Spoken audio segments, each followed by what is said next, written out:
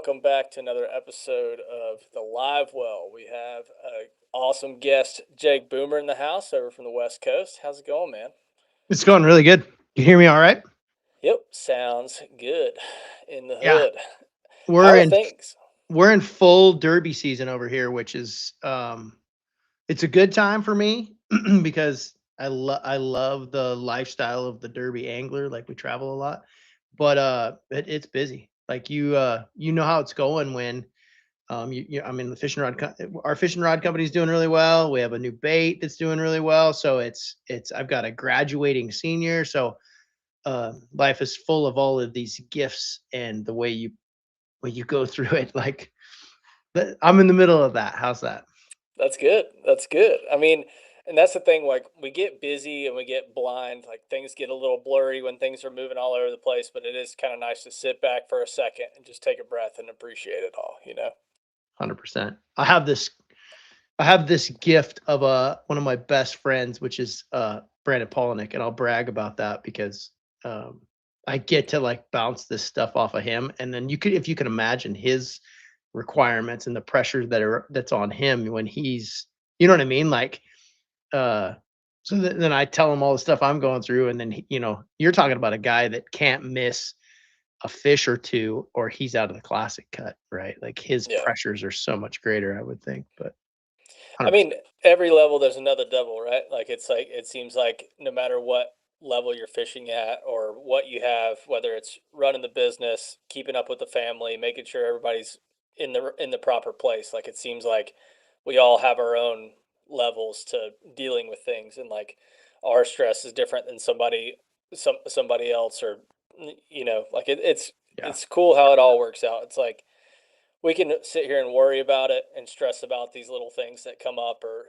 oh, I didn't get that quickie on sale, or whatever it is, or this rod Stupid wasn't in point. stock, or oh my gosh, gas prices were through the roof. But it's like we could complain about that, or we could be like, dude, yeah, I burned 40 gallons of gas, but I got to go fishing, so who That's cares? right. This So is the which way through the glass you want to look, right? How do you want to look exactly. through the glass? How do you want to play that game, right? But for sure. Yeah, Yeah. Brandon actually hit me with this line the other day. It's not what happens to you in life, it's how you deal with it. And that's always about everything. Especially when you're dumping about $200 worth of diesel into a pickup truck. You know what I mean? You're Yeah, like, man. exactly. You're like, Yeah. golly. Yeah, it's been nuts. So how's it been on the West Coast wise? Because I'm sure prices are like, what's an average fill up lately? Gosh, man. And I love my state. I'm not one of those guys that's like, I want to move out. I'm done. I Yeah. love Washington State. This is my home. This was where I was raised. But things that you don't like about it, we're about $6.50 a gallon for diesel. So Oh my uh, gosh. that is that is tough. That one's a tough one. But we have been blessed with the Band Pro Series, and so I had my next 5 events are within 4 hours of the house. So that's good. Dang. Yeah. So Like where are your next few events? so we've got the next one's Potholes, which is like a fan favorite. We just got done with Moses Lake, which is one of my absolute favorite lakes, and I got my butt kicked. And so that was what like that. My ride home, I get to talk to Brandon and be like, "Hey, how do you deal with this? Like getting your butt kicked?" And anyways, and so then we've got Moses, Potholes, and then the glorious gift from heaven, Columbia River. And I'm saying that out loud because this should turn into the Columbia River should turn into a destination like Gunnersville, or it's like the best smallmouth fishery on the West Coast, in my opinion. So But like what would you compare that to for us East Coasters here over on this side? What would you compare the Columbia River to be similar to? well, like I did Erie and Saginaw Bay and all those places. I feel like I would say that the Columbia River is, yeah, you can catch better fish on Erie, maybe more weight, but you will flat catch them on the Columbia River. You can catch 30 pounds of largemouth in the spring and then go out and catch 400 smallmouth in the same day. So it's a Wow. tough one. Yeah, but Saginaw Bay had a lot of the same things. When we were there, it had um, the best largemouth fishing I've ever had in my life. Even though they weren't big, you could catch 100 largemouth in 30 minutes of catching or fishing. But I would think it's like in between the two. But you Okay. go 'cause it's beautiful. If you like any other species, walleye, it's probably one of the best walleye fisheries in the world, so it's a good rival, and it's a good thing to have on the West Coast, and so I'm excited that we have these pro tour events that are it's and now we have TV shows showing people on, like, it's just a different environment, but it's in my opinion, it's God's gift to smallmouth fishing. It's fun. I haven't taken anybody there yet that doesn't let's start looking for a home in and around the Columbia River. That's good. Yeah, It's good. that's awesome. That's awesome. So let's give the people a little bit of backstory. So talk to me a little bit about um, where were you at with Alpha Angler 10 years ago, and where are you at now? Like, give me the cliff notes. Cliff notes. 10 years ago, I was still working for Buck Knives, which American made knife company. My whole career has been domestic manufacturing. And so I was blessed to get that job. And I ran the e-commerce and the IT department for a long time. On the side, I was a weekend tournament angler, kind of like everybody. That's how everybody gets started. And was making fishing rods. I started Alpha Angler as a company to write off if we won something, write off expenses, make a little extra money, buy a new boat, that kind of stuff. And it was growing. I started making rods for like guys like Brandon Polinick, like pros that needed something specific, that wanted something a little bit different. Where it's at from then to now, I would have never imagined. I resigned in 17 to create Alpha Angler, and now all I do is Alpha Angler. Like it's our company. We design fishing rods, we make fishing rods. I have a small little domestic homegrown American made fishing rod company. And That's awesome. it's full time. Like it's a blessing. Uh, but you work hard. You know what I mean? Like we have to stay in front of everything. You know what I mean? And our industry, I think fishing as an industry is a tough industry. Like I was kind of explaining it to a couple of business partners of mine that we're looking into doing some other projects. And fishing is it's a, it, I think Carl Jakobsen said it better. It's savage. You know what I mean? Yeah, it You is. know, it's savage. So we stay ahead of everything. But the driving force between 10 years and still today, the same thing that drove me when I started creating all this stuff was I want to make stuff that wins. Like I'm an engineer at heart, but I'm a competitor. Like I want to make the best stuff. I don't want any fluff, any BS. I just it has to be the best. It has to win. You know what I mean? If you pick that up, that's like if this was the tournament of your life, you would pick this rod up. You know what I mean? Like Yeah, if I think I can win the Bassmaster Classic on a jerk bait, I'm gonna pick up the slasher, the jerk bait rod. That's kind of what we've always wanted to create. And when Brandon won his first AOI on the drop shot rod, I'm like, I think we might have figured out the what would you say? Like the concoction, right? He yeah. won it on The a rod. formula. The formula, yeah. Nice. He did too. And that's my favorite story about this progression when just where we are there. And this is a great story. Hopefully your viewers are not tired of listening to me already, but No, you're it's fine. fine. They still got a long way to go if they are. So Yeah. So the year that we went national, I resigned from my job. Brandon is a Bass Pro. He's got great contracts because he's doing so well. He gets fired from a company because he's goes with a rod company that doesn't fit within their kind of their conglomerate of rod company stuff. He gets fired that year. He goes into the 2017 year and just destroys the world and wins AOY that year, right? But when we started, we're like, hey, this might be a good idea. I quit my job and we have like these big plans, right? This like we're gonna do this. He gets fired like the next day, right? It's really hard to have a lot of hope in your future when your buddy is immediately canned, yeah, from a contract that he spent his career creating, and then you're yeah, like, this might have been a huge mistake. We should have not done that. You know what I mean? yeah. But but then as the year goes on, you're like he wins one. I think he wins Bull Shoals, and he's going on, and you're Yep. like, I don't know. The Lord works in mysterious ways, but you better not put your faith in your own understanding. Because if at that moment I was about ready to call Buck Knives back and be like, I changed my mind. Yeah. I'm staying. I'm not gonna go down this road. So what kept you level? Like, what kept you in the direction of staying? and not making that phone call? Like what was some of the motivation behind of, okay, like let's make this work? Well, I mean, you don't want me to go to the pulpit, do you? You know, there's 2 Yeah. versions of me now. There's TJ, which is Tournament Jake, which everybody believes is my alter ego. So when I'm at a tournament, I'm a different person. And then there's PJ now is Preacher Jake, right? And I think you're the one that calls me Preacher Jake.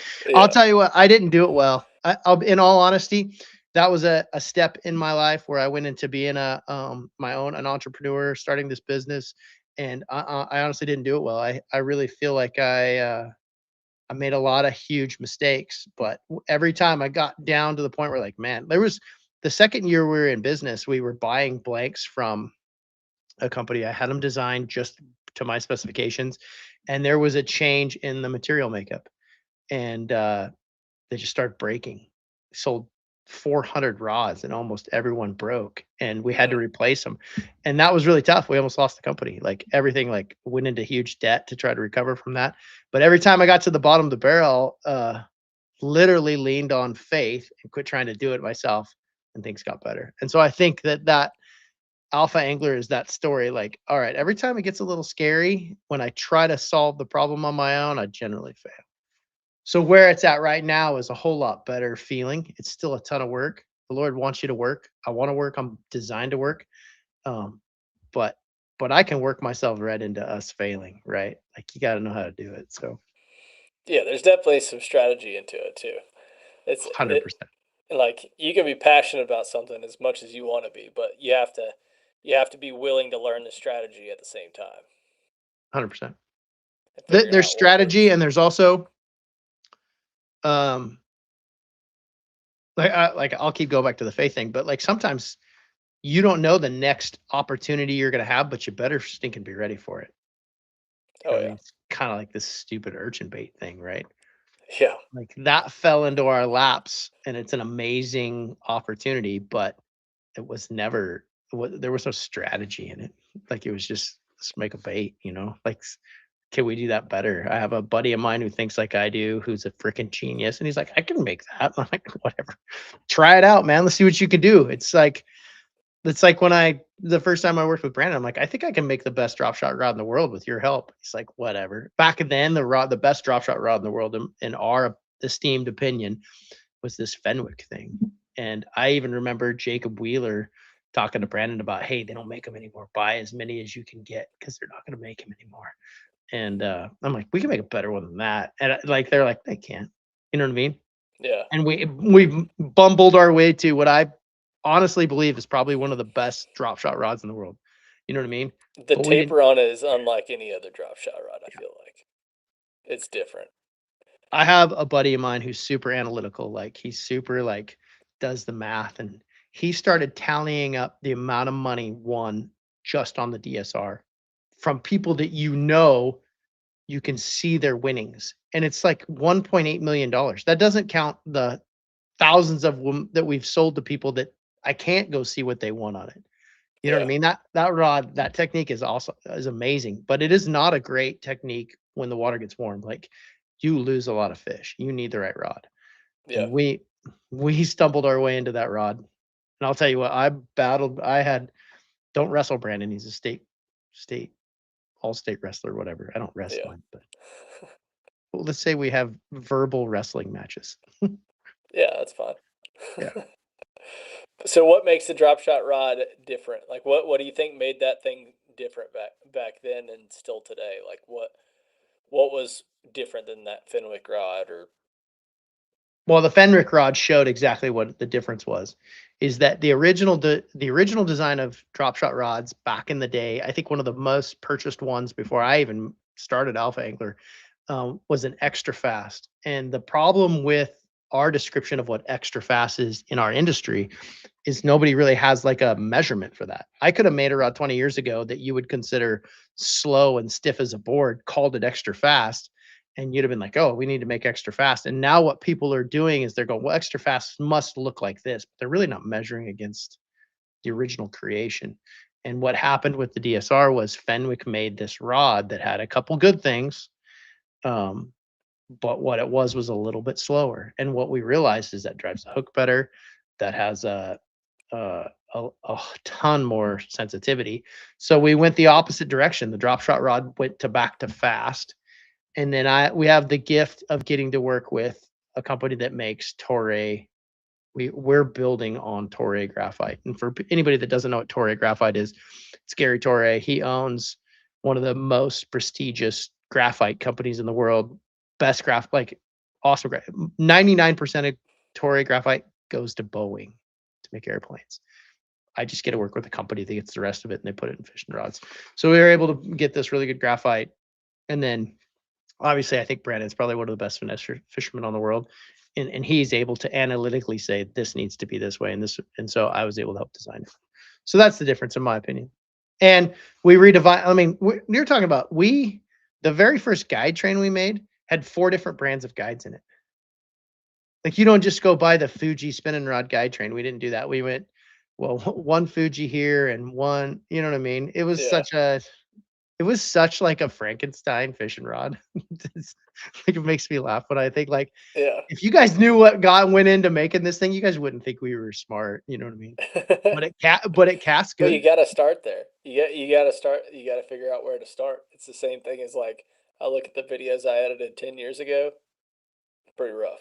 Like it's pretty rough. Uh, let's But get now into you're Cletus, right? I yeah, mean, exactly.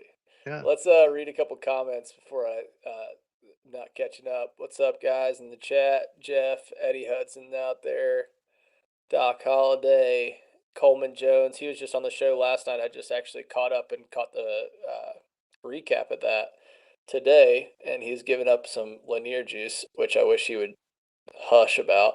Um, love you though, Coleman.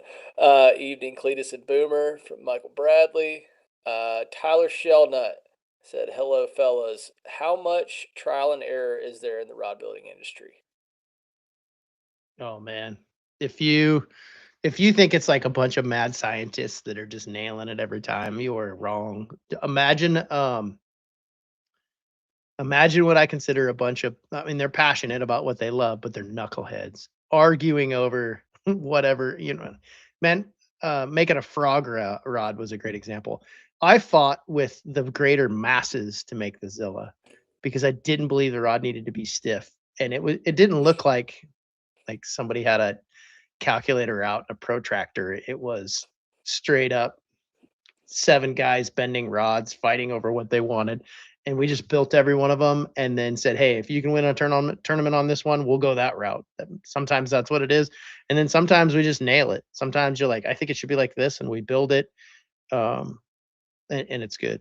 So, well, a lot of the rods that we build too, because we have such great domestic partners in our blank manufacturing, a lot of the blanks are really close already. So I have what I need. I have thousands of blanks in my garage in our shop. Cletus is I can see that it's just a mess. There's stuff everywhere, but um, and some of them are close enough, and you can kind of go from there. And then some of them take a ground up design. So it just depends. Also, the funny thing about Brandon being probably the number one guy that helps with design, Bryant helps too, but almost everything I hand him, and he apologizes for it, even if it's 95%, he focuses on the 5%. Like It's he never good enough, which is no, what makes him so good. Like I know. that's what makes him so good Which for feedback too. It's like, oh well, Brandon doesn't like it, I so know, like, dude, I mean, like, we hit him with this thing, and he's like, "Well, the color's just a little what," or something like, and you're like, "Ah!" yeah. But that, his attention to detail and his focus on what might fail is probably the reason that we get to the point that we do when we design rods. So, That's why I thought like hearing him talk about that honcho rod when we first had it in Idaho, like there was not a lot of 5% of bad said about that rod. no, but But you that was didn't at hear the him. point after Yeah, all the crap before that though, to get it to that point. right. He took that rod out and caught 40 pounds of fish in a day of fishing on Lake Fork, and I think that was the like, I give up. Okay, you're right. You know, sometimes I'll send Yeah. something to him and he'll flex it on the floor and mess with it and be like, that's not, this isn't going to work. And you have to say, just go fishing. I mean, Yeah. like, just Please try just it. fish it. Yeah. Just try it, and then a lot of times you kinda ease the Zilla is a perfect example. The first time I made that rod, we've been working on it for 15 years. It's probably like the labor of love for my company, but no, this isn't right. This isn't going to work. And then somebody uses it, and then somebody does good, and then it kind of goes on. And then he starts coming around. He goes, I kind of see that. Like, I kind, Yeah. if we made this little change, right? Um, but sometimes, yeah, I honestly think that we, as an industry, have just said that this is what this rod should feel and look like, and it's, uh, I think it's hard when you want something to feel a certain way but that doesn't have the landing percentage or the sensitivity or the accuracy. You know what I mean? Sometimes what's right doesn't feel for good at first. You got to try it. So Exactly. And I think a lot of guys don't think about landing percentage. Like, talk about that a little bit more. Like, that is something I've never really thought about until I started talking with you and talking with Brandon of like, oh, no wonder I'm dumping crankbait fish on a medium heavy jig rod that I've been throwing this crankbait on. And this is pre Alpha Angler, obviously, back in the day. But I was like, oh, I've been dumping fish like crazy on a crankbait. I wonder why. And then as soon as you switch to a glass rod, I'm like, okay, I haven't dumped a fish on a crankbait. And okay, I need to knock on some wood, but I yeah, haven't. don't do that. Yeah. Don't test it. It actually started in a an old interview I watched with Rick Clunn when I was studying his when I was first designing rods, I was studying like I mean, that guy like redefined the way a professional angler could go through a whole season and stay consistent. You know what I mean? Like and keep at the time he was buying one rod and using it for everything. And it was this extra fast 7 foot Bass Pro Shops rod. And if you felt it today, you would think it was moderate to slow. Like extra Hmm. fast versus today is different. Um, but that's what it started. He was talking about this rod that he was used to the way fish responded on it and all this kind of stuff. And he started talking about landing percentages. And he made this comment one time where if he said, if you throw a treble hook for smallmouth in water over 60 degrees, your landing percentage declines to under 60%. And so what he was saying in the article that he was talking about was your technique choice is going to hurt you in a situation where you're not catching enough fish to make up for what you lost. If you're losing this many fish, you're not catching enough fish to make up for it.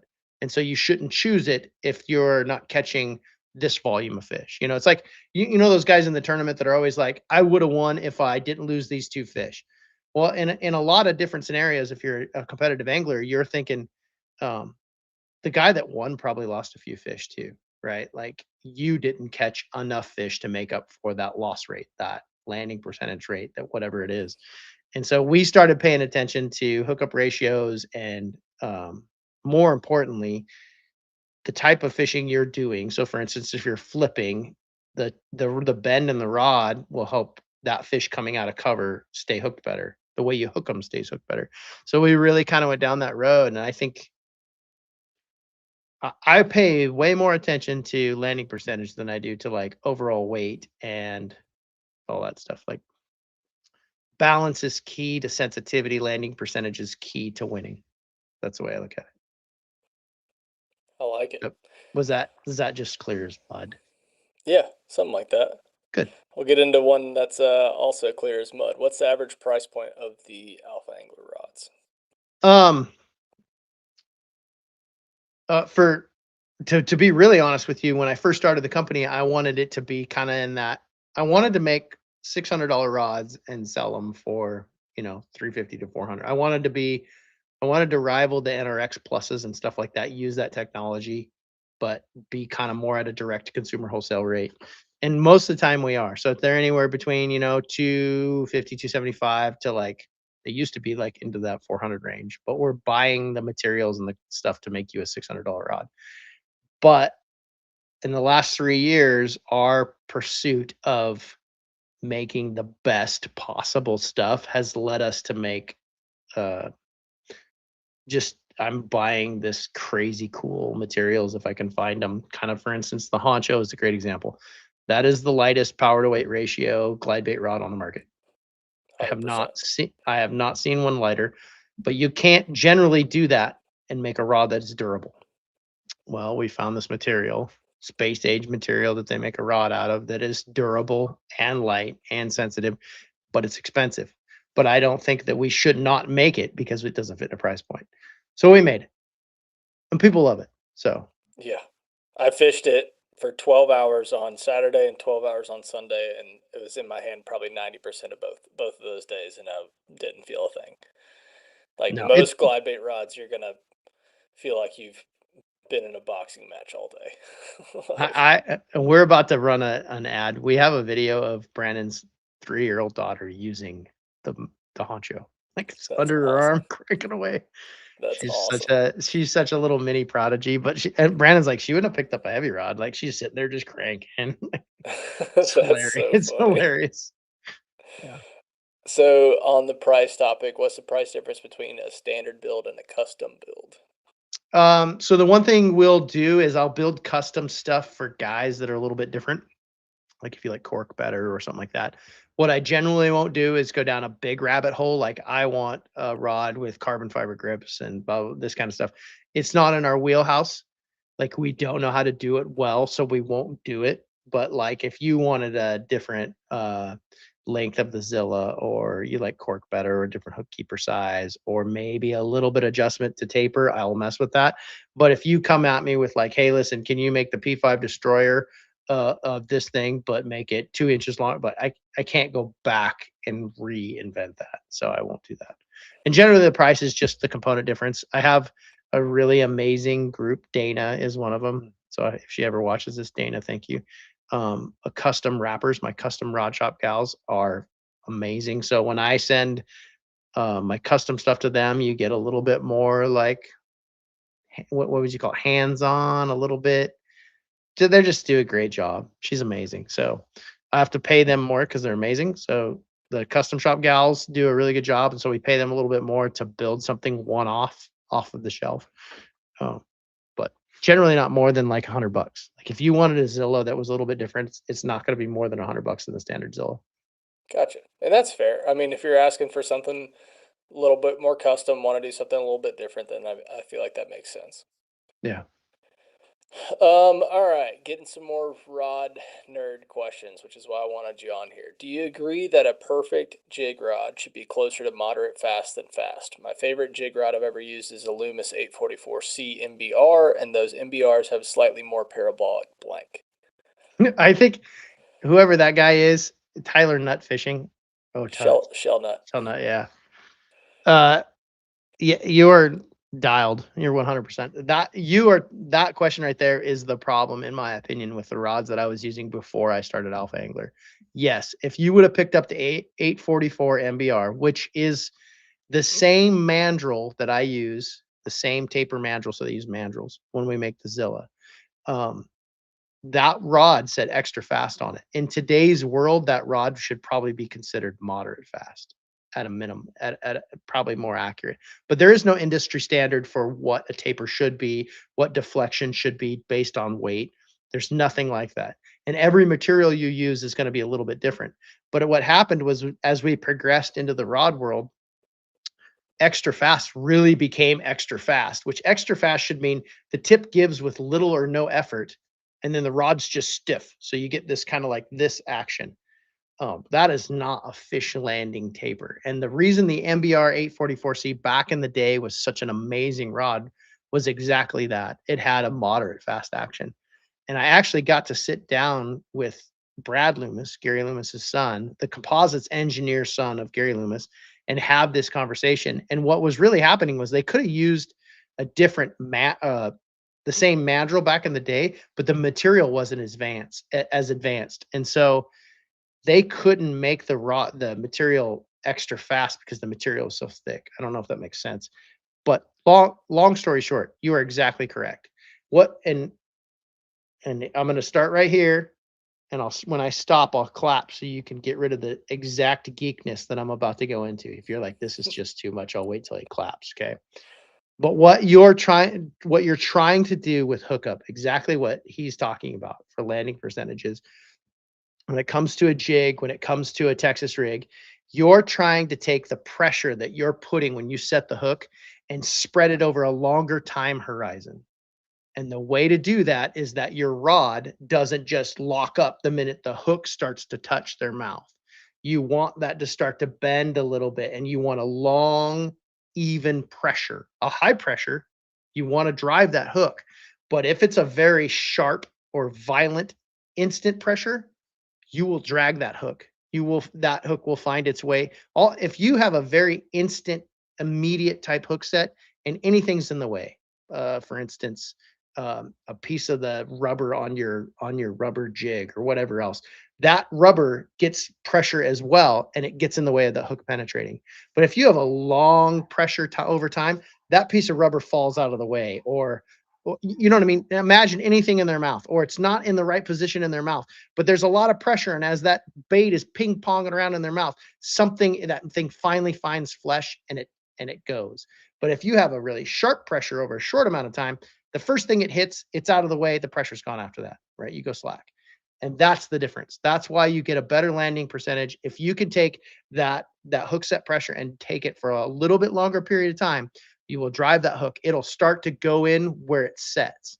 And the start of that thought process was a video with Greg Hackney. I actually downloaded it. I stole it off of YouTube.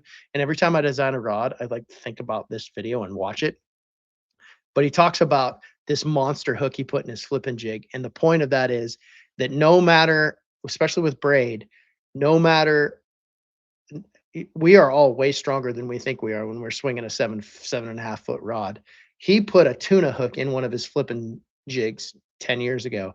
And the reason it was a tuna hook is because he knew that with how hard we're hitting fish with braid, we're actually opening that hook up and dragging it down their mouth. We're not giving it the opportunity to set and drive. And so, and he was saying you could open their mouth and see these hook marks. And so I started looking at stuff like that. So yes, Tyler, you're 100% correct. That is number one, the reason. That's what our rods are supposed to mimic. That's why I feel like we have a great landing percentage in the products we make, because of that instance of when the hook's supposed to set. And that complication has really hit the Koike world, the Urchin world, whatever you want to call it, because you are now dealing with a whole bunch of stuff in front of your hooks when you set the hook, right? Yeah. So We'll get yes. into that Wait, I got to here clap. here in a minute. Okay, the Oh nerd's yeah. over. Nerd session's over. Okay. You can start watching again.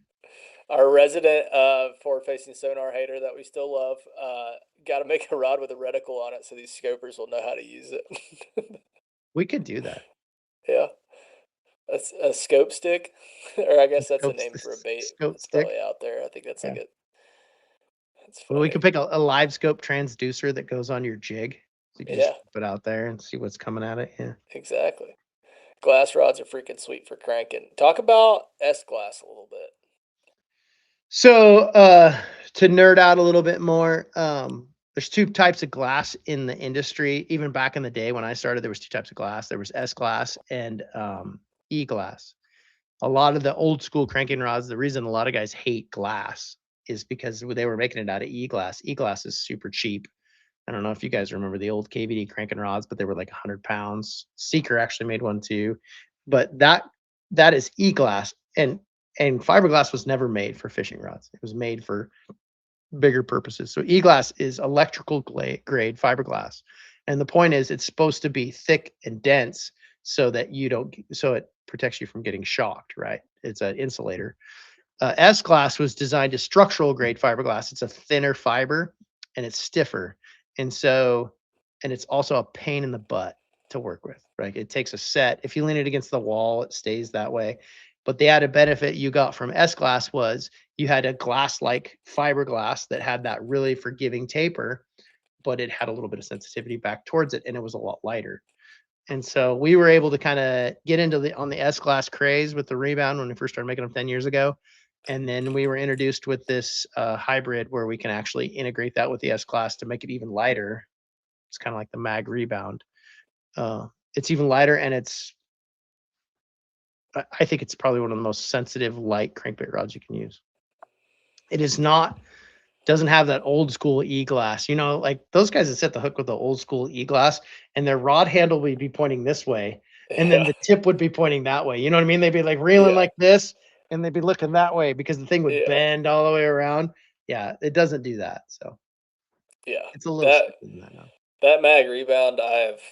I caught a ton of fish on it this weekend too. Like that was my deal. Was like more in the morning. I was cranking and catching a ton. I caught 4 and 4 casts in the first 10 minutes of my derb on Saturday, and I was like, heck yeah! I was like, I already got 10 pounds. Let's go.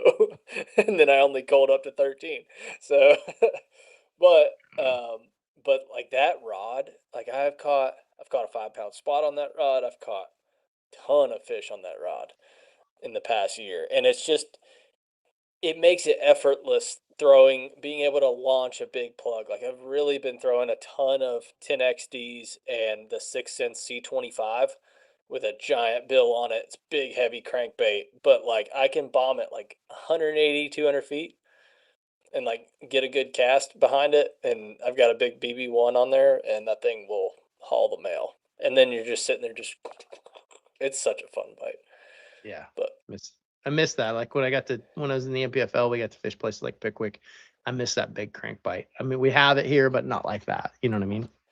But the But thing is like it's not typical for the places I was fishing. Like these spotted bass places, nobody talks about deep cranking. But that's the thing is like except Coleman actually talked about it on the podcast last night, and I was like, dude, shut up. But is that what he's that's the yeah, secret?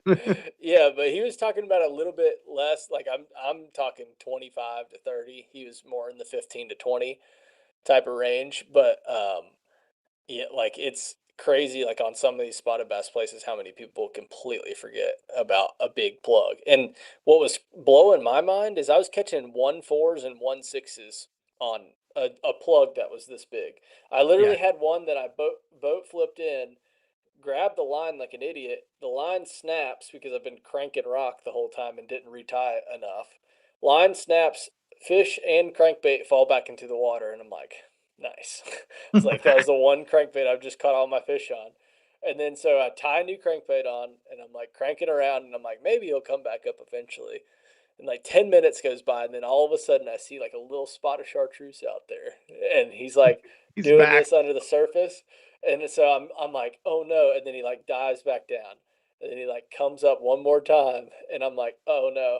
And I was like, well, looks like I'm checking my flipping skills with a crankbait. I flip a 10XD, like flipping, like 50 foot, and hook the hooks on my crankbait. Didn't hurt the fish, and then boat flipped the fish and my crankbait back in, got my crankbait back, threw him back, and was like, "Dude, you've had like he would have been my fourth keeper," and I was like, "Dude, you've had a rough day. Let me let you go." Like he was only a 1.6. He's It's like, probably not gonna make it. yeah, he's not gonna make the cut anyway. So it was fun, but That's funny. You could do that with live scope. So your live scope Peyton buddy on there. Like yeah, I you was in could. I was in a Shasta Derby, and it was finally found them, and I'm working them over, and I go to cull, and I chuck it out, and I'm like, oh my gosh, the one that I was gonna cull had no tag on it. I'm holding out to it, and I I throw the tagged fish and the cull tag out the side, Oh and I'm no. sitting there, and I'm so mad at myself. I put my extra tag on the one I had and threw it in the tank, and I like, wait a minute, thing floats. So I Yeah. pan over and I see this thing. You could see the dude like Yeah. in an angle, like trying to push it down and to pull him back up. So Yeah. I literally just kind of stayed where I could keep him in the scope and kept throwing Yeah. at the bank. And I look like he's coming back up. He's Yeah. come up. We go back down. I'm like, oh yeah, I'll get him in a minute. I kept fishing down the bank. I just chased him down the bank. Finally, he popped up. I just grabbed the cold tag and dropped him in the live well, threw the other one back. Nice. Nice. That's one good thing live scope does. Like I Yeah. didn't catch them on live scope. Hey, you gotta look at the bright side. Glass half full, baby. That's right. I 100%. like it. Conservation. Will there ever be an industry standard for power and action? No, there's no way to do it. Like, how would you even enforce it? Like, I had this argument on social media, which I know better. I'm old enough to know better to do that. But actually, how do you measure deflection, right? Deflection would be how much a rod bends based on the given weight. Every material you use would be different. I could tell you that, if you had a 1 ounce weight on a rod, it should deflect so much, but a fast action rod will pull more into the blank, so it'll deflect a little bit differently than an extra fast. The extra fast would probably be more powerful, but depending on where that fast and extra fast comes in, it's super hard to measure. And then all you have to do is have what we have now, this amazing technology where like our G shake rod, here I go talking about our stuff again, but we have a glass tipped It is it is fiberglass tip with a composite graphite back end minnow rod. And how do you measure the deflection on two different materials and say, I think this is a medium or a, you just don't. I mean, you want the tip to be floppy so it just folds down. Well, the deflection on that tip doesn't really actually reflect the power of the rod because the tip just gave, but the rod's still stiff. You know what I mean? Like, Hmm. there's just really no way to do it. I know that they've tried and they really want to. And when people want to say, hey, listen, my medium heavies or my 5 power should feel like this, but I just, and the funny thing about it is most people will pick up, here's the reason that it'll never happen. And the reason that some people are that are so used to one thing are going to have a hard time with another is a lot of people will pick up our, for instance, our Zilla rod and say it's not powerful enough. But because the bend of the rod is so even all the way across, it's hard to explain, but you have a very powerful bend on the fish. As you pull into it and you have this big bend in the fish, us as anglers want to feel like we're pulling on something, like we're Yeah. pulling. We feel this stiffness in our hand and we're pulling back. But if you have a 7.5 foot rod bent, to 90 degrees and you got a full pull on it, it's the same amount of pressure and Exactly. it's a very deadly pressure. That's that bend on that Zilla right there. That's As right. there's a screenshot from earlier or That's from it, this right? But like tournament. that bend right there, that thing's bent down to probably the bend starts at the first eye. But that Exactly. is a Yeah. very level bend. That's actually an extra, like you are just hitting him and it's starting to pull into the actual power of the rod. Yeah. The next picture frame in that is probably going to be even more bent, more Yeah. parabolic, more down the rod. And what you're doing to that fish is he has a full pull on him and he never gets relief. He never feels relief. He doesn't feel two things. If your rod is super stiff and you crack him like hard, it's equal and opposite reaction. Like I had a little brother, and when he punched me in the shoulder, the harder he hit me, the quicker and more sooner I turned around to hit him back. Right? If he just lightly tapped me, I'd be like, "Hey, dude, what's your problem?" If he socked me hard, I immediately turn around and hit him back as hard or harder. Correct? If you sock a fish and he feels immediate punch, blow, that sharp hook set I'm talking about, his reaction is equal and opposite. That's when they go berserker. They're running, they're flipping across the bank, and you lose them, right? Luke Clausen is the one that taught me this back in the day. When he won the Forest Wood Cup, he was skipping a light line shaky head, back when the shaky head was just coming out, skipping an under docks with a bunch of poles. And everyone's like, how are you doing that with a spinning rod? How do you not lose them? And he said, it's easy. I just put pressure on them. They don't get super mad because I didn't crack them in the head and piss them off. And they just swim out. Dude won 2 tournaments. I mean, I know his Florida tournament wasn't on shaky head, but same thing. That bend is even and powerful. You get a hook in their mouth, they start fighting. It's good. If they go and surge, if you get one that's crazy and he runs on you, there's so much bend in the rod, you never take the pressure off. Right. So that's the difference with that. Like, um, I know we went down another rabbit hole, but No, this maybe I shouldn't shows talk a about. rabbit hole. I maybe I shouldn't talk about this stuff because my competition's gonna probably be like, wait a minute. I think you'll be all right. You'll Hope be all not. right. Do you guys use foam to keep the rod price friendly instead of using cork, or what's the main goal for the EVA stuff? Two reasons with cork. One, back in the day, you could get really good cork. I don't know what happened. Like, I don't know if there was an embargo or something that just really ruined the cork world. And so you have to spend an exorbitant amount of money to get cork that's not all filler, where just chunks are falling out of it. And then I personally don't like the way cork looks after a year. I feel like if you buy a high class rod and it sits on the deck and me and my co-anglers are stepping on it, it shows the wear and tear a lot more. And so I like the EVA. Brandon, who isn't part owner, obviously is an EVA guy, and so we go down the road. I will tell you the number one custom request we get is for cork. Makes So, sense. and we do split grip cork. We don't do long handled cork anymore because we've really struggled to get good cork that looks good over a long period of time for any its full grips. Um, but Gotcha. Do y'all use a monocoque handle rods? I have no idea what that is. I Should don't I know? either. I I'm don't. gonna have to look I it don't up. know. I have no idea. I'm gonna have to look it up. I don't know what that means. Maybe he'll Um, comment again. maybe. The glass tips on a minnow rod make such a huge difference. I have the X Pride 610 MSB, and it is insane how much that tip helps every aspect of minnow fishing. Totally agree. That when we tested that rod, the very first time I was a believer, because at first I'm like, we developed the shaker, which is a great minnow rod, especially for heavier stuff. And I'm like, they said my industry buddy was like, this is gonna be a big thing. I'm like, nah, it doesn't matter. Well, I had a demo. I had a prototype one. It wasn't even an alpha angler rod. It was built on another brand, but it was a blank that I could have had made for me. And I was in a spotted bass tournament on Don Pedro Lake, and I could see them all. They were under floating cover, but couldn't catch them. I couldn't even. I could get them to come. I could never get them to commit. Maybe 1 in 20. And I broke off on a chain on my shaker, and I had this prototype that I had set up, and I'm like, whatever. And I threw back in because they were hot, and I walked out a 4 pound spot, and he ate under the trolling motor with that tip, just shaking it. And what it does is it dulls the action. It takes the human manipulation out of a plastic bait and adds a little bit of subtlety that's not that you just can't do it. Like the best shaking rod in the world would be an ice fishing rod, just super soft and tiny. Because Yeah, when you move it, you're not moving the tip very far, right? no, Well, if you can, you can't land a fish with that, right? You need power and taper.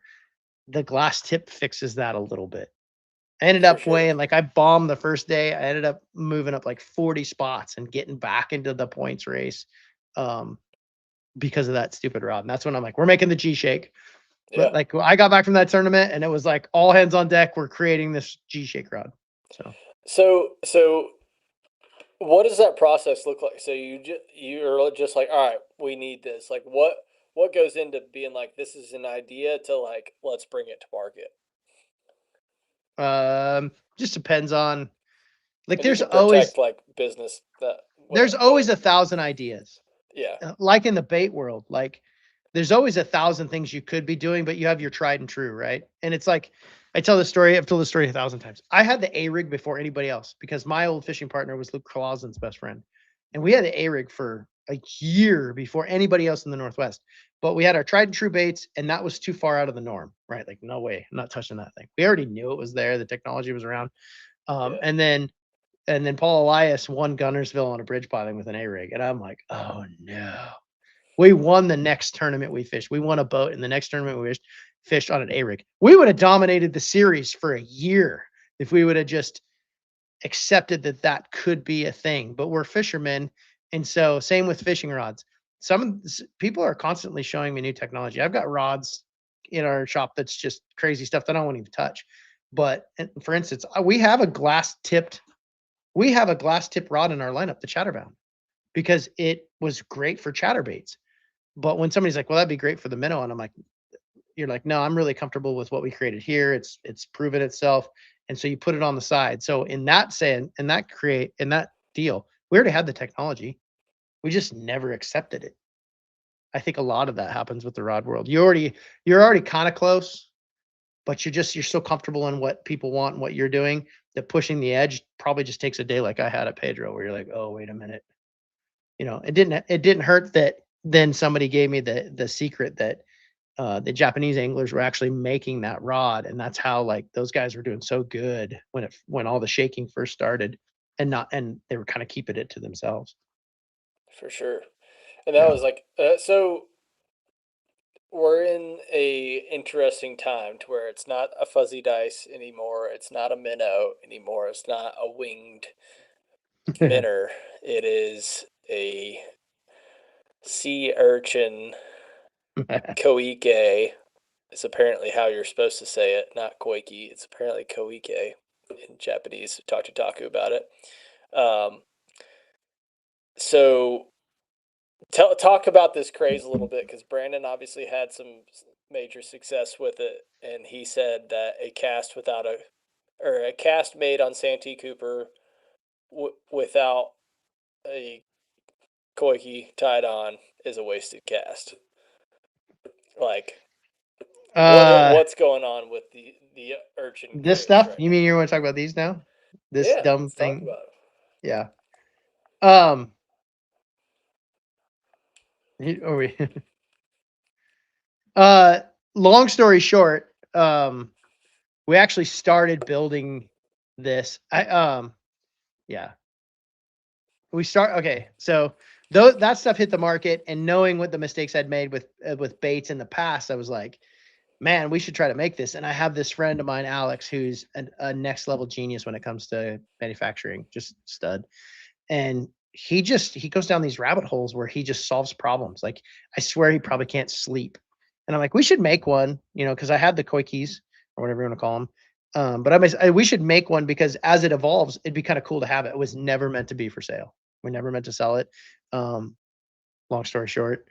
But anyways, what happened was we kept in this iteration of, hey, it should be like this, and hey, it should be like that, and you get a bite here and you get a bite there. But we kept messing with it. But the normal quickie is made out of thermoplastic elastomer, TPE, and that's super toxic. And so we didn't really want to mess with that. That's why a lot of it's made in China. It doesn't have the same rules and regulations. We wanted to do it with plastisol and a version of plastisol, and you couldn't really do it with plastisol. You need to keep messing with it. And every time we kind of got close, we're like, it's not close enough. Alex just never let go. He just kept pushing. And then time horizon comes, and Brandon is got this thing going, and he can't ask for any from his competitors, right? Like, you can't go around boat to boat asking for these baits because you're giving away this heads up, right? So, anyways, long story short, he called and asked for ours, and we were at an iteration where I'm like, yeah, we're pretty close. It's pretty good. The rigidity's right, the durability's there, the fall rate's perfect. You might want to try them out. And then he lost his last koiki, the second fish of the second day, and had to put ours on, and caught I think he said an 8, a 6, and a 4 right after. And I'm like, wow, they do work. You know what I mean? Even though we've had them in our boats for all this time, I'm like, wow, they work. Yeah. It's that validation that what we were messing with for so long. And I'm not going to take any more credit than I should. Alex is the one that made this formula work without using TPE, which was something we didn't want to mess with. I don't feel like TPE is necessary. I actually feel like it's more detrimental as a bait. Like, if it sits in the heat, it immediately takes a set and it's useless. If it touches like if you take a TPE bait and throw it on the floor with your other plastisol baits, it actually rots and corrodes. It has a chemical reaction or it just kind of folds in. It's kind of like you ever thrown a Ned rig, like a, Oh a yeah. normal And it gets Z-Man all Ned rig? squished and melted. Oh yeah, and then it mends and with Yeah. other baits. Yeah. So we wanted to figure out how to do it with it's kind of a polymer blend plastomer with which I could take no credit for. Anyways, um, but Alex actually figured out this fall rate thing, and then Brandon is on camera when he pulls this Ziploc bag of these things out that we were never gonna sell, and is like, this is all I got left, and almost wins the tournament. So That is crazy. yeah. I'll let you go take a pee break. I I'm gonna actually talk. have a different issue, but yes, I'll be Okay. back in 1 second. All right. Sounds good. All right, guys. This is the bait he's been talking about. So this is the one that actually caught Brandon Polnick a ton of fish. Try to get it dialed in there, and that is a Ryugi quad, and I've got it completely weightless because weightless, this bait is the perfect like slow sink. And the rod that I have this thing on, since we're talking about rods, it's not an alpha angler rod. No, just kidding, it is. I've got it rigged. This is actually on 12 pound, but I didn't like it on 12 as much. I think I'm gonna step up my rod size a little, or line size, to more of like a 17. Got a little old school Metanium DC on there, and this is the Alpha Angler clutch. So it is a 7.5 medium fast on this Alpha Angler clutch, and that's what Polnick was throwing um, at The St. G. ouchie. Cooper. The Ouchie That's called the ouchie. is the bait. I'm actually what I had to do is go receive my next shipment of ouchies and make sure they're all taken care of. So we have been Nice. selling them, and we just released a batch of them today, like an hour ago or a couple hours ago. And so yeah, the ouchie. Like I said, I never intended to make these for the masses. Just call it the Polinick effect. Yep. You know. Like, It tends to happen when you're like, oh, Brandon, wasn't I know. gonna make that, and then he goes and does something on it, and you're like, okay, well, now I don't have a choice. What Yeah, else it did it was happen with recently? It was with Rod, I'm sure. Was it the Honcho? Or no, no? the honcho was amazing, but and it still is. They're doing really well. But I think I think right now what's going on in our industry is the probably the greatest bait craze I've ever seen. I've never seen anything like this in my life. I'm glad I don't make other baits. Like I know a buddy of mine who makes hard baits, glide baits, stuff like that. And he's like, "Oh my God, people aren't even looking at our products right now. They just are fiending for this bait, this ouchie or the quickie bait or whatever." And it doesn't affect me directly as far as like fishing rods. We make, I think, one of the best ouchie rods in the world, but just because we made it for another reason. But um I I think of two other times in this industry since I've been a part of it that I've seen a craze at this level. The first one, and it's is there. This is part of the industry. First one was power poles, 100%. Like, um, if you could get a power pole, you were like God. Like I remember when everybody was happy to just have one power pole, and you put your power pole down, and the wind would blow you in a circle like a merry-go-round. Yeah. Remember that? Nobody had two. Oh yeah. And the other one was when Live Scope first hit. Like Jason Christie won on Lake St. Clair 2 years in a row with the original version of Livescope and just kept it to himself. But then when it came out, like, hey, listen, you've got to be looking at some of this stuff. You know what I mean? That's when that got really big. And then this is the biggest one I've seen in the bait world. The A rig was crazy, but nothing like this, I don't think. I mean, you're having tackle shop owners. I heard it on Dave's podcast the other day. He had like a tackle shop owner call him. He's like, "Yeah, I've sold more of these than I have of any other bait ever in the 25 years he's owned a tackle shop." Like he said, this is the biggest craze. He said, I've sold more product having these baits in stock than ever before, which is crazy to think about. It's crazy. And And the and thing what is it's not like it's brand new. It's not like it was like new at ICAST. This is the first time this bait's come out. Like it's been out.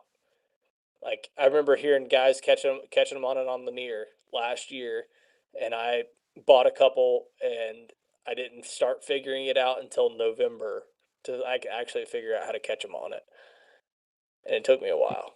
But then now, and then the Lake Martin event, like the cat was out of the bag. 100%. That's probably kind of where I feel like it hit hardest. Yeah, Like you could still buy them before Lake Martin, I think. But Fisher and I ruined it. Like that was in Pake South. Like yeah. I Two remember opens listening. back to back. Yeah, I remember listening to Pake South's interview with Tom Reddington where he was like all jerk bait, all jerk bait, all jerk Yeah, bait. And I know that kid's not dumb. That kid is a hammer and he is a yeah, competitor. And I know he was saying all jerk bait. And in the back of his mind, he was like, wanted to say Koike, but he's not dumb. He's yeah, got 2 wins because of it, right? He didn't say it, but I yeah, know that he was already catching them on that. Like you just don't do it yeah, if you want to win a derby. Like you don't. But then, but then you put a camera on a guy and he's leading the open. I mean, you can't hide it, right? yeah. But And I mean, guys were good at hiding it. Taku threw it in at Smith Lake and ended up like catching like out of his 5 fish on it. yeah, well, even Brandon was pretty good the first day if you watch live about the way he would land the fish and then turn around. Yeah, And when they're eating it, like eating it, yeah. it's It's not down in the sticking out of their throat mouth. meat, as Robert Yeah, G says. It's exactly. and Brandon I would just remember he sent me photos on day one, and he was like, "Don't whatever you do, don't show the bait." I'm like, "Okay." 100%. That's why he called us. He called me in a Yeah, panic on Thursday and he said, "Hey, you need to talk to your buddy Alex. I'm going to need some of these." And I'm like, "Just go ask Taku." Like he's like, "I can't.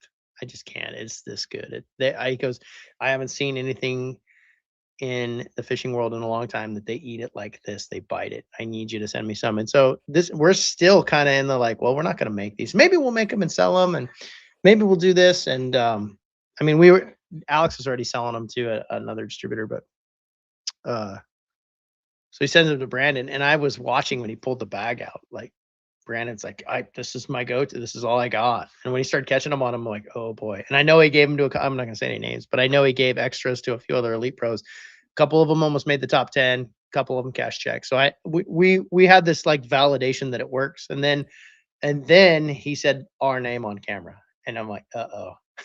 Yeah. Uh-oh. He said Alpha Angler.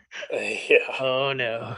And then the DM started flooding it. So what is the current status of ouchies and We buying them and are purchasing them?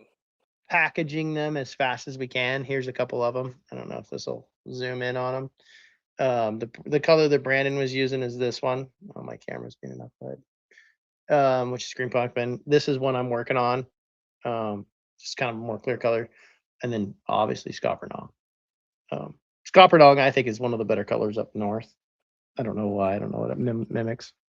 The funny thing about it is, as fast as we can put them up there for sale. I don't know how long that's going to last. Like, I think this is another thing where the Lord blesses you when you just don't know it. This isn't something I was aiming for. This was no strategy. This was, this is a great idea and we'll play with it when it happens. And then all of a sudden this craze happens and we just happen to have a bait.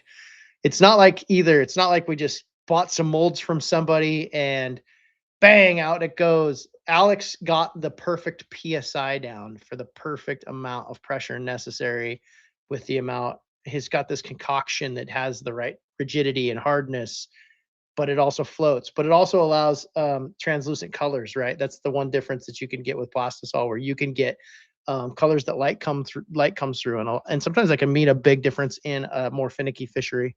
He has this like math. I swear to God, he's got like the bubbles coming out of his freaking little behind him, the beaker. Like he's Yeah. just a genius.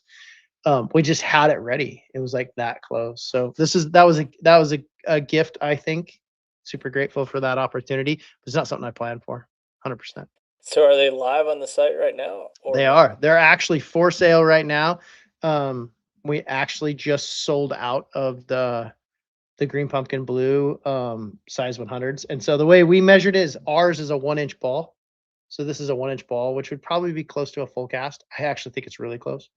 And then we have a smaller one that is we call it the 58. It's 5/8 inch ball. It's really close to 17 millimeter. I didn't know. I mean, we're domestic manufacturing. We can't use metric numbers, Yeah, right? We make stuff in America, right? exactly.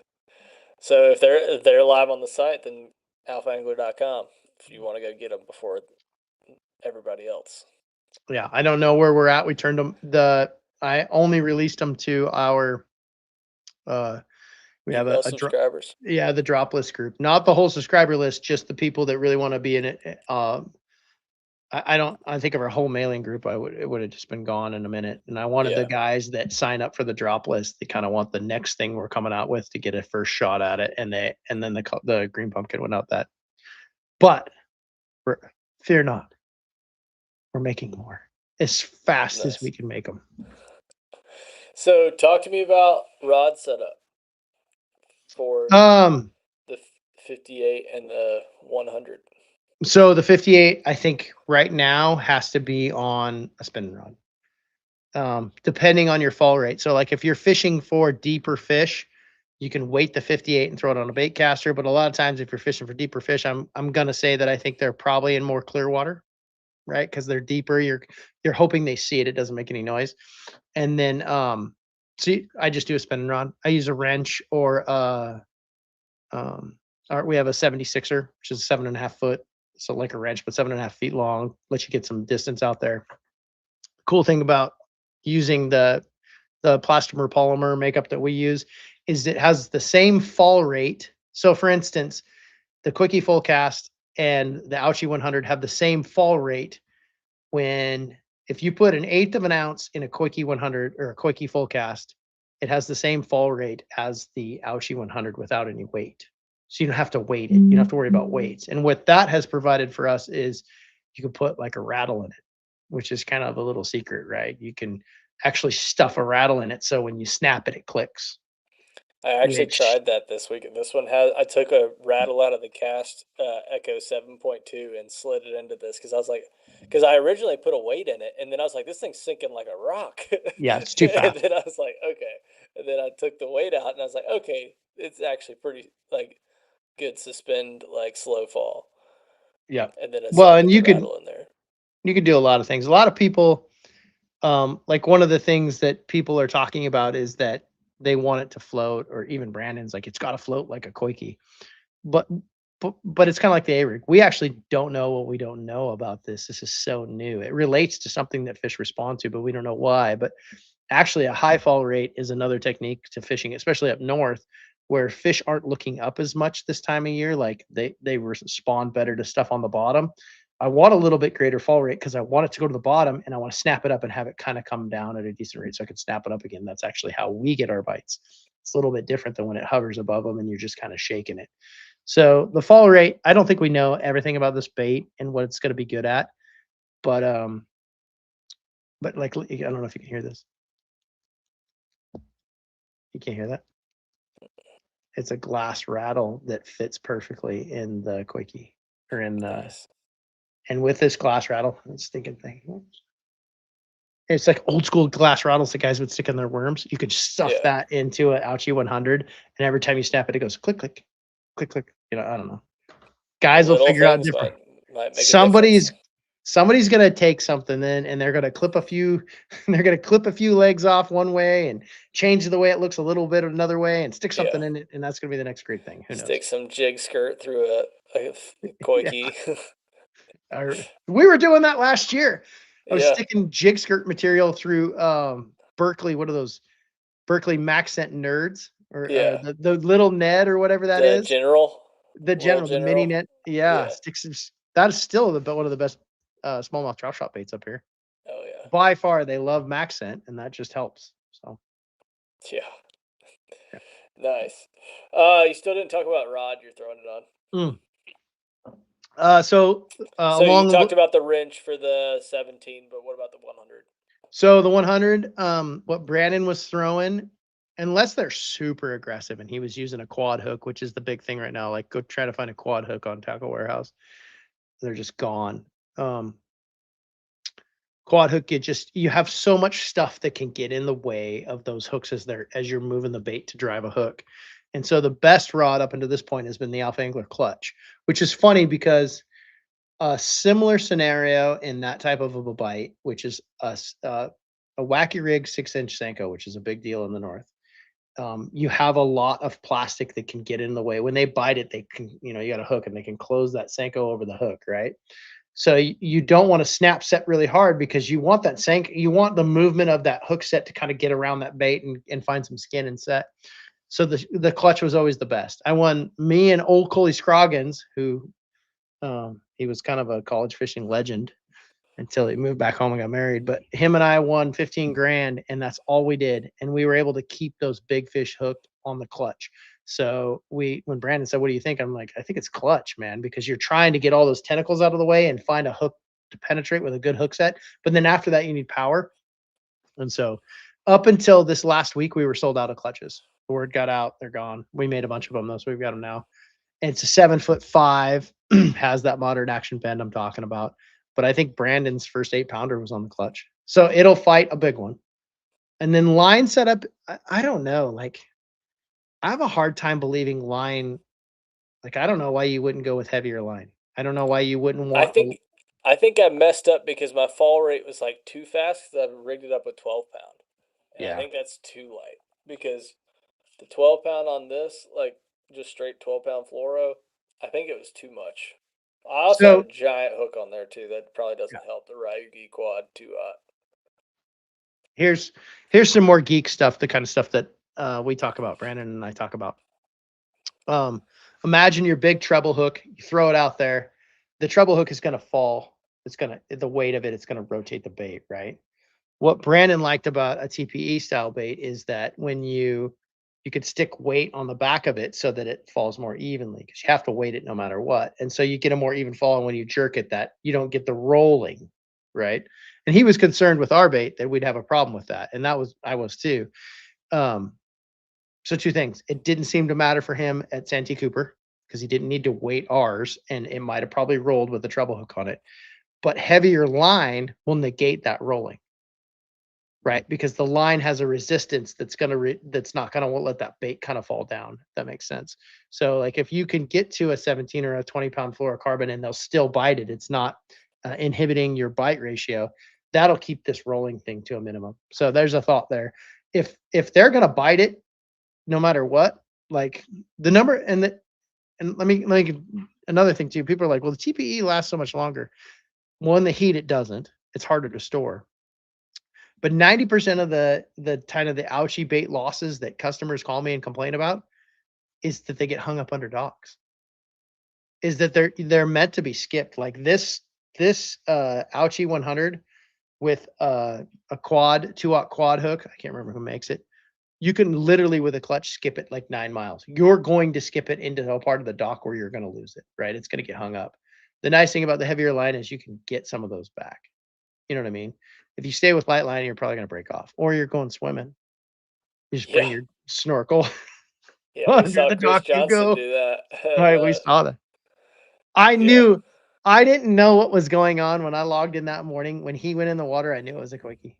Oh yeah. Like, up until that point, nobody really knew what they were throwing. I knew what they were throwing, but when he went in the water, I was like, I said, my first thought was, "Oh no, the Johnsons know about the quickies," because nobody would go that far into the lake for a bait unless it's hard to get. Yep. So And that's the thing is like the rarity and the scarcity is what pushes. It's just like the Sakamata. Like yeah, now I'm talking to buddies that own tackle shops that can't sell Sakamatas. They have full blown Sakamatas in stock and they can't sell them, yeah, which is and crazy. that sucks. And I actually hate that about the competitive world. I hate that there's no other sport where if you have the magic thing, except for maybe F1 racing, right? Indy racing. We have this new magic thing that you're better than everybody else until they figure it out, right? NASCAR is the driver, cars are stat. I hate the fishing world where you can show up to a tournament and the guy has the next best thing and we all know it and can't get it. You know what I mean? You're competing for second place. I don't like that. So that was Yeah. one of the reasons we're like, hey, should we come out with this thing? And I'm like, I don't know. But I hate that feeling. I hate like going to an event thinking that there's some kind of a bait that would allow me to fish for the same fish that the guy that has is gonna pay what was it, $220 a bait they're paying for those things right now. It's It's crazy. insane. I Like I'm know. seeing pros in Alabama selling them for. I think Logan Parks posted them. Laker Howell posted them like $200 to $300 a pop, depending on the color. It's just to pay for gas. Yeah, I Oh mean, man, it's a great way to pay for gas. yeah. I wish I could have. Probably should have sold. I own two 17s. Probably should have Yeah. just sold those. Pay for gas from this past weekend. Yeah. But No, we do ours cheap, man. I double package them so it's cheap. Covers the cost of packaging. Got a little what about minion of storage? You got them on a little skewer right now, but like, what? yeah. How do you store them? The nice thing about this, I think I guess polymer plastic make plastol makeup it um, is if you leave them in a bag, they will take a set over time, but you could put them in hot water and they come back to normal, like normal plastic baits. So like when I ship bulk orders to my buddies, I'll ship them just in a bag. But I like to, See how straight this one is? yeah, exactly. This was shoved in my rod tube with this rod that it's on. And I never boiled it or anything, and that's what it looked like coming out of a plastic bag after being shoved in there. So they hold up pretty good, a lot better than a 6 cents abstract. Not to talk any crap, but I bought three of those things, and they're all folded. One of them I've never even taken out of the box, and it's all like folded one direction. And the other two that I like actually fished or whatever, they like melted in the heat on the deck of the boat, like not even like sitting out, like they were still tied on, and they melted onto. They were stuck to my rod, and I tried to like do the 180 degrees in the water to boil them and bring them back, and all the appendages fell off. Like it was, Yeah, you can't boil TPE, which is a downside. yeah. Um, and the other problem with TPE is thermoplastic elastomer is that um, because because it takes so much heat to create. One of the reasons why not a lot of it's made in the United States. It's hard to mix all of the other components in there evenly. And I'll give you an example. Next time you buy a bag of Ned rigs, Ned worms, Neds. And I'm not talking bad about Z-Man because I love them, but pour them into a bucket of water. And we've found that like 3 out of the whole bag will actually float at a level that you'd be confident in. And a lot of that isn't Z-Man's fault. It's that it's hard to mix all of the parts of that plastic TPE together and get them to be equal and even because of the temperature it takes. And so, same with the quickies and stuff like that. I think the quickie is a great bait. Not talking bad about it, but you have a hard time keeping consistency with TPE. So, yes, definitely don't boil your. If you ruin a quickie, don't go and boil. I mean, you can. It'll start to like get the first thing that happens to it is it doesn't it get kind of like mushy, like you pull it out and I it's kind of guess. gummy. Yeah, it's kind of Yeah. gummy. Yeah. It's kind of funny. But like I have like Brian New has a video where he showed how to store them. Yeah. You should go watch it on YouTube. He He buys also did like a video boiling them at 180 degrees, and that's what I believed in when I went to do mine. did it boiled them. Yeah. The box that he has is right. So I bought one. Well, you know you can't buy that stupid Gamakatsu box anymore to store more of them.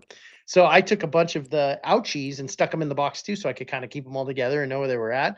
Well, the plastisol meshed with the TPE, and all the arms of the TPE ones just fell off. Hmm.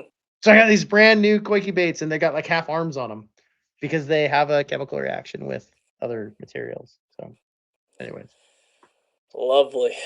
It's there it's so crazy.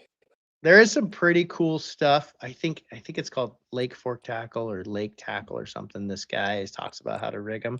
There's such cool stuff coming out about how to keep them on a hook and stuff like that that I think is going to be really cool. He was using I don't know, you can look it up. He's using a paperclip trick to rig them. It's freaking genius. So I think it's kind of cool that bass anglers are kind of like semi-scientists. They're like, what's the best way to, Oh yeah. it's There's kind a of fun lot to of watch that. science that goes into it too. It's like, okay, what if I do this? What does it make this do? It's Mhm. like, all right, like take a Yeah, little weight off, put a little bit more weight on. Try a treble, try a quad. Do we go line through treble? Do we just go treble hooked in the top? Like, there's a lot of this. big I time. actually had my ouchie fly off and got it back because it was slowly. I was sitting here ping ponging it with my rod, like, come on, no, no, no. I've got the video. I can't like. I didn't do great in this tournament this past weekend. It was a 2 day, and I missed a check by quarter pound. Uh, but I have some really good video from it. Like, I have so many different just ridiculous. Like there was some fish schooling, and I slow the boat down, and I was like, "Oh, I'll try to make a cast at him." So I come off pad, and I had just made a long run, so I had the turtle box blasting full volume of just like I was like finally making like my big long run back, and so I was jamming to some tunes halfway through the day. And it's absolutely blasted, and I pull up to like cast at these fish, and then I'm like, "Don't catch them, obviously." And then the turtle box is still blasting. I was like, dang, that bank kind of looks good. Let me just make a couple more casts down this bank. And I like make a couple more casts with the glide, and then I end up catching one while Nickelback is blasting on the turtle box. And I'm like, they love Nickelback. like, It's a pattern. and the day before, I talked to Josh Plades, and we were having a conversation about something, and he said bonkers like 3 times. He's like, I don't know why, but I just said bonkers like 3 times, and I feel like I've never even used this term. And I was like, Josh, if I catch one on the glide tomorrow, I'm gonna say this is bonkers. So This is bonkers. I boat flip this fish on a glide bait, flip it in, and I go, they love Nickelback. And then I'm like, that was bonkers. Just for Josh. It was funny. So we got some good videos. And then, so the ping pong and the koi key, breaking off the fish on the crankbait. Like, we've got all kinds of fun videos to post for the next couple weeks. So y'all stay tuned there. But Yeah, no kidding. People don't. I think especially anglers like we see enough fish catches anymore. Like nobody wants to see a fish catch. Like yeah, I want to make watch it, the. make it I fun. want to. I want to watch Chris fall in the lake trying to get a quickie and like trying to keep it secret, Yeah. losing his flip flop. I mean, I think that's cool. Like I just watched this morning. I was on the treadmill and I watched Robert G. He put out the his practice video for Murray, and I was like, dude, this is why it's different. Is because like it's not just his fish catches; it's all the commentary in between. He's like, dude, practice was shit today. like, and he's just like talking about it with the boys. He's like, when his eyes get real big, and he's like, the fish came up to it like this, and then I twitched it, and then it did, and he's just giving all the like it's like that is what we want to watch, like that, because that's so real. Because like, what's the conversation that you and your buddies are having on the couch at night? Like, you all just rented an Airbnb to fish this tournament. Like, that's what you're doing. You're talking with your buddies. So like, when we get to see that replicated in content, like, I think Rob G does a great job of it. Kaz Anderson's another one. We just had him on the show last week, that just really brings the life into it, instead of this so serious, super, oh, I'm mad I didn't do good in a tournament. Like, we don't care about like the scoreboard as much. Like, the leaderboard doesn't matter as much. It's like, you got guys that, like, Carl's a great example. Love him, but he's had a couple tough seasons. But the amount of Big time. support he has, because of the person he is and how much he lets that personality out, and how much of a giver he is, like, to people, to his fans, like what he does for those people. Carl could come in dead last, or he could come in first, and his fans are gonna love him the same. Whereas these guys that like people because they're good, it's a different level of fanship or fanhood or whatever you want to call it. I feel like it's like, you can love somebody because they're so good and dominate, or you can love somebody because you're like, dude, this is such a good person that I want to support. And it's like, win or lose, like, I'm gonna be here for that person. And that's the type of person I feel like that is representing their sponsors the best. That is truly like bringing, spreading the love across all their sponsors, versus the guy that just wins all the time. But Yeah. Well, and I think the winning one helps. But winning helps. Larry Nixon said it a long time ago, and I don't think it's true anymore. He's talking about he did a seminar about everybody's asking how to get sponsors, and he said winning solves everything. And as far as sponsors go, I don't think it matters anymore. Because I mean, I know guys that have won a ton of tournaments that didn't get sponsor support and couldn't stay in it, so that doesn't matter. But I totally agree with you. Like a guy like Carl shows true nature of the sport. But that's what I love about the sport. Nobody stays on top forever. yeah, Nobody does. Like even Polinick, I thought he was infallible, and even he's saying, I called him after my tournament because I'm having a tough year. Probably one of my tougher years. And he's like, yeah, you probably overanalyze too much. I've got an engineering mind, so I'll overanalyze. And so we come up with this plan on like how to get out of this kind of this what I feel like is a slump in my fishing. And then the next day I call him back and he's like, well, maybe you overanalyzed the answer. You know what I mean? Like you, maybe it's just about going fishing. And you're right, doing the right thing. You know, like Carl belongs in fishing. And I heard this story. I don't know if it's true. You guys could look it up. But I think bass allows you to give away your exemptions.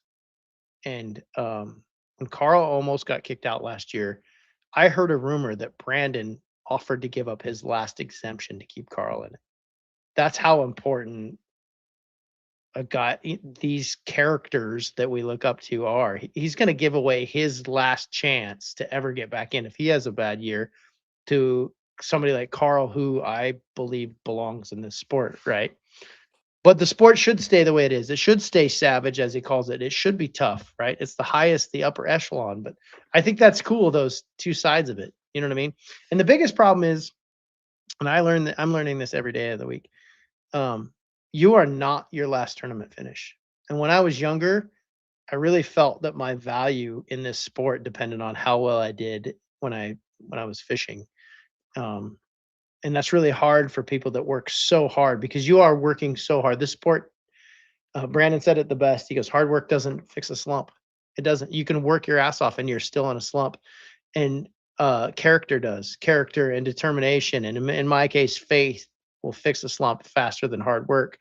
But the biggest thing that you need to learn about it is at the competitive level is you are not your tournament finishes. You know what I mean? If you're not doing well and other people are doing well, they're not better people than you and you don't suck. You know what I mean? I love yeah, watching a guy that just beat his head against the wall for years and just you know what I mean? You know, I could name a ton of guys that are just kind of they're there, they're competing, they're doing enough to stay at the level that they're at, and then all of a sudden the floodgates open. I love that story, right? Oh yeah. because they persevered through, hey, listen, I'm not my last tournament finish. That's not the way I define my value. Like, I think that's cool about our sport. Everybody loves a comeback kid. I mean, Right. even look at the dominant open season in college that Easton had, and then shows up on the elites and has two horrible Florida events, and then goes out and wins the classic. Like a little bit different of a comeback story because he was so dominant the year before, but still, even like being able to turn that around and come back and win the classic, like that's what makes the story so cool. Had he Yeah. top 10 the first two, it'd be like, oh yeah, like no doubt, like makes sense, you know. Yeah. So Jacob Fouts. yeah, Like, tell me how you feel about that. All I know is I watched that tournament from day 3 to day 4. I was his biggest fan. I thought yeah, that was dope. I thought it was dope. He like, no matter how he got there, if he made the mistake that caused him to get to wherever he was within the industry, don't care. That was the coolest tournament, like the coolest 2 days of fishing that I'd seen. So it was a really good tournament to watch. that was bad. Honestly, I think every event, like this has been a really good season for Bassmaster as far as like fun to watch. I think the exception of, I mean, Gunnersville was okay, but I feel like Martin was really cool because there's some sneaky little scope techniques we were learning. And then the classic was really fun to watch. Like the two rivers were just grimy, but like pretty badass. Like Jason Pretty Christie's cool. drone Yep. footage. Like there's been some good moments so far this year. I feel like I agree. Santee, I feel like was really fun to watch. Obviously, we're Oh, partial to being able to watch Brandon a little bit, but still, I mean, all this fish. I mean, watching Rob live out there, Rob live on Murray, Paul Marks's win, like that one was really fun to watch. Watching him, Emil catch him good there, like it's been a good year. I feel yeah. like to watch Bassmaster, and we I feel like we take that for granted sometimes. We're like, oh yeah, like we just watch the tournament in the moment, don't really look back and be like, dang, like that was pretty cool. No, 100% agree. And to be honest with you, like, um, I'm not I'm not a pro scoper or not, but I do feel like the division that the scoper, pro scoper, node scoper thing has created has hurt our sport. Um, and so generally I tend towards the side of, hey, just leave it. You know what I mean? Everyone's like, oh, you're a pro scoper. I'm not really. I just don't like exclusion. I think Yeah, anything like what we've got going on, exclusion is the detriment. And we have these huge, um, I mean, the live scope era is not, it's like uninventing the gun. You're not going to do it. And so when they went to 50/50, I was like, "God, that's just, I think that's a detriment." But I feel like in the kind of where we're at in the industry and where the sport is, Matt Pangrac said it. I was listening to one of his podcasts on the way to my last pro am. He said, "I think that it's the perfect time and it was done the perfect way." And I 100% agree. I feel like yeah, it's just been the right amount of everything. It's just turned out great. yeah. It's been fun. I've watched every event as much as I could. I was practicing for my last pro am. Literally had live on the whole time on my freaking live scope. I was looking at the live Nice. scope, watching live. You know what I mean? Yeah, So no, I think you're right. I think it's been a great season for Bassmaster. I think it's it's been a been great good. season. It's been easy to watch MLF too, but it's hard not to ignore uh, Zach Burgess. Like, just love watching just He is. 100% pure fishing. That dude Yeah, is a natural. It's cool to watch that. So, been a good and he season over there is. too. He's had a really good season. Yeah. Couple He's of super seasons, honestly. he's never had a bad season. Yeah, Like, really, like, the guy is so quiet and so contained, but he's just a natural. Like, yeah. he might have a bad finish and he doesn't even throw a big fit, so you can't. The next time you see Zach Burge in any kind of like media, he's kicking your butt again. You know what I mean? Like, kind of He's cool. wearing yellow sunglasses now. I know. He made those famous, right? The old TikTokers. Mhm. That's funny. All right, let's see if we've missed any. I know Brandon said that the quickie Alex was making was currently Plastisol. Are y'all making an elastomer one? I think he kind of went over that, but I did. We're not gonna ever touch TPE.